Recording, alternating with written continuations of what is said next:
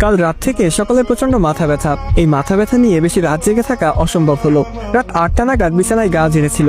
রাতে ঢাকার জেঠুরা আসার কথা ছিল, কিন্তু সকাল কিছুতেই বসে থাকতে পারছিল না। হঠাৎ করে সপরিবারে আসার কারণটা সকাল জানেই, তাকে দেখতে আসছে।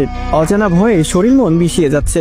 এই অল্প বয়সে বিয়ের তোড়জোড় করার একমাত্র কারণ হচ্ছে পাড়ার বকাটের দল সকালকে খুব জ্বালাই। এক নেতা তো বিয়ে করতে পাগল হয়ে গেছে, আর প্রেমের প্রস্তাব তো আছেই। সকাল অবশ্য এসব প্রেম প্রীতির ধারে কাছেও নাই। তার জগৎ জুড়ে তার পরিবার আর উপন্যাসের বই ছাড়া কিছুই নেই। ভোরে নামাজ পড়ে সকাল বেরিয়েছে, অবশ্যই মায়ের চোখ ফাঁকি দিয়ে। মায়ের কঠিন আদেশ ছিল আজকে যেন ভালো মেয়ে হয়ে থাকা হয়। সকালে হাঁটতে মানা করেছে, কিন্তু ভোরের নির্মল বাতাস গায়ে না নিলে আর আদুরে সাদা কুয়াশা গায়ে না মাখলে সকালের ভালোই লাগে না। তার কাছে শীতকাল মানে কুয়াশার চাদর গায়ে মেখে হাঁটা। তার সাথে আছে তার প্রিয় বিড়াল টুকি। টুকি যেন ভালো করে হাঁটতেই পারে না, কিরিং বিরিং করে লাফিয়ে হাঁটবে। সকাল অবশ্য বেশ উপভোগ করে টুকির কর্মকাণ্ড। আলতো পায়ে হেঁটে সকালের প্রিয় গান গেয়ে ওঠে।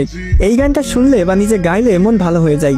ঠিক তখনই ষষ্ঠ ইন্দ্রিয়র কারণে নাকি কে জানে সকালের মনে হলো পিছনে কেউ আছে। পেছনে ফিরে তার চোখের মনি কিছুটা বড় হয়ে যায়।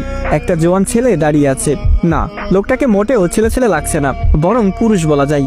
এক দৃষ্টিতে সকালের মুখের দিকে তাকিয়ে আছে। সকাল অপ্রস্তুত হয়। লোকটা একদম তার সামনে দাঁড়িয়ে, কিছু না বললে খারাপ দেখাই। অচেনা পুরুষকে কি বলা যায় সকাল ভেবে পায় না। সে খেয়াল করলো তার জিভ ভারী হয়ে গেছে। তারপরেও অনেক কসরত করে বলল, কে আপনি? ধ্রুব সে আগের মতোই মুগ্ধ চোখে তাকিয়ে আছে।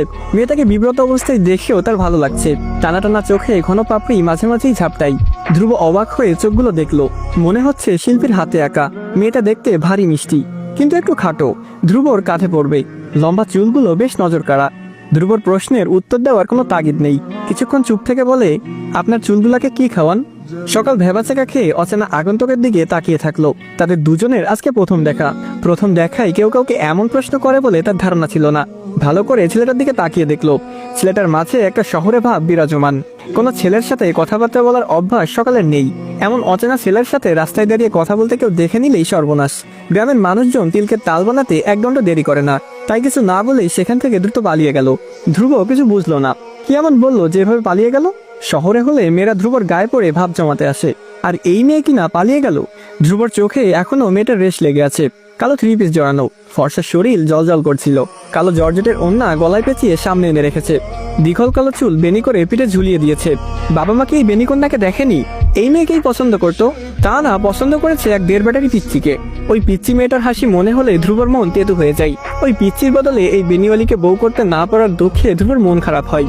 অবশ্যই এই বেনিওয়ালিও ছোট, কিন্তু ওই বোনটাই ফিলিংসটা আসে না, এই আর কি। বেনিওয়ালি চলে যাবার পরে ধ্রুবর কুয়াশার উপভোগ করা হলো না। মন খারাপ করে মাথায় কালো হুডি চাপিয়ে বাসায় ফিরল। সারা রাত না ঘুমানোর জন্য হয়তো তার খুব ঘুম পেলে বিছানায় শুয়ে একটা লম্বা ঘুম দিল।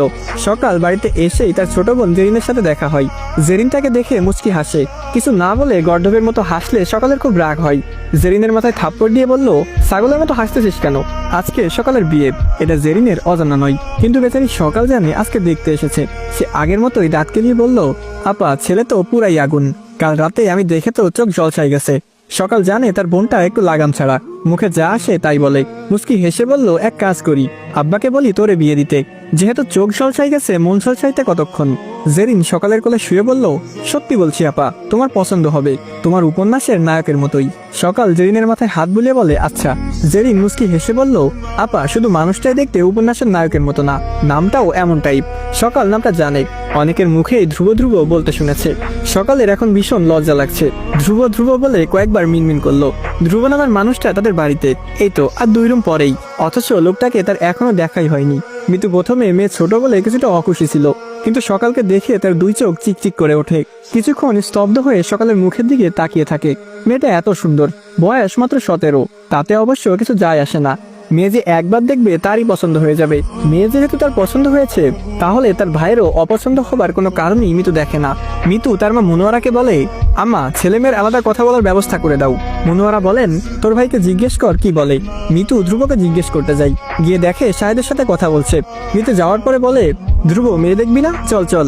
ধ্রুব মুখ বাঁকিয়ে মিতুকে বিকৃতি করে মিতুর কথাই রিপিট করলো। মিতু আর শাহেদ ধ্রুবর কথা বলার ধরন দেখে হেসে কুটি কুটি। ধ্রুব এবার রেগে গেল। রেগে গিয়ে বলল, মিতু একদম হাসবি না। মিতু 2 হাত কোমরে রেখে বলল, ধ্রুব আমাকে আপু বলবি, আমি তোর 5 মিনিটের বড়। চল ভাই, মা তোর জন্য চাঁদের মতো মেয়ে ঠিক করেছে, দেখে বল পছন্দ হয় কিনা। ধ্রুব বিরস মুখে বলল, এখন দেখে অপছন্দ হলে নিশ্চয় বিয়ে ভেঙে যাবে না?